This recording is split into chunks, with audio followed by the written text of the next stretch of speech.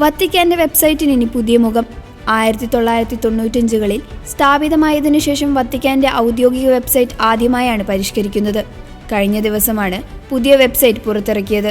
Vatican വെബ്സൈറ്റിന്റെ home പേജിന്റെ മുകൾ ഭാഗത്ത് ലളിതമായ ഇളം നീല പശ്ചാത്തലത്തിൽ ലിയോ 14 പാപ്പയുടെ ചിത്രം ഉൾപ്പെടുത്തിയിട്ടുണ്ട്. ഹോം പേജിൽ പുതിയ ബട്ടണുകളും പാപ്പയുടെ ആപ്തവാക്യവും ചെറിയ ഐക്കണും ഉൾപ്പെടുന്നു.